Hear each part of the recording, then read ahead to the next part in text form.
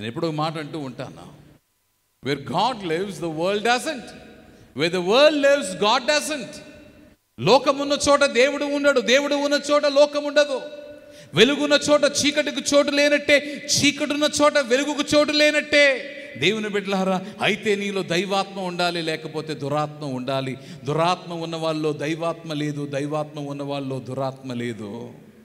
నా వ్యక్తిగత అనుభవంలో, దేవుడు నాకు ఇచ్చిన విశ్వాస పరిణితిలో ఒక విషయాన్ని నేను గుర్తించగలను. ఆ విషయం ఏమిటి అంటే, when we walk into spaces, గృహాలైనను కొన్ని స్థలాలైనను మేము దర్శించినప్పుడు, one of the gifts that God gives for those of them who serve beyond their territories, వారి సరిహద్దులు దాటి వెళ్ళి దేవుని కొరకు పరిచారము చేసే వారికి దేవుడు ఇచ్చే బహుమానములో ఒక బహుమానం ఏమిటంటే, వివేచించగలిగిన ఆత్మను ప్రభువిస్తాడు, డిసర్నింగ్ స్పిరిట్.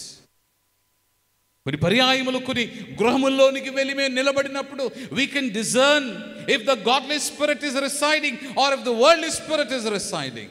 దైవాత్మ ఉందా, దురాత్మ ఉందా, లోకాత్మలు ఉన్నాయా, దైవాత్మ ఉన్నదా అని వివేచించగలిగిన జ్ఞానాన్ని ప్రభువేస్తాడు. And sadly when we walk into many homes, అనేక గృహాలు దర్శించినప్పుడు there is no space for the spirit of God. దేవుని ఆత్మకు చోటు లేదు. మీరు ఎప్పుడైనా గమనించారా? దేవుడు నిన్ను నన్ను కూడా God made as a house, ఒక నిలయంగా చేశాడు. You and I, we are the house for the Holy Spirit. పరిశుద్ధాత్మకు నీవు నేను నిలయమై ఉన్నాము.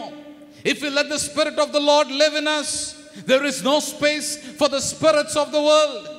దేవుని ఆత్మకు నీవు చోటిచ్చి, దేవుని ఆత్మ నీలో నివసించినట్లుగా నీవు జీవించినట్లయితే లోక శక్తులకు, దురాత్మలకు నీ జీవితంలో చోటు లేదు. నిద్ర పట్టట్లేదండి, నెమ్మది లేదండి, గలిబిలి అండి, ఆందోళన అండి. అందుకని దేవుని వాక్యం తెలియజేస్తూ ఉంది, God didn't gift us the spirit of timidness. పిరికితనముతో కూడిన ఆత్మను ప్రభు మనకి ఇవ్వలేదు, ధైర్యము నిండిన ఆత్మనిచ్చి ఉన్నాడు. అందుకని భయపడవద్దు, భయపడవద్దు, భయపడవద్దు.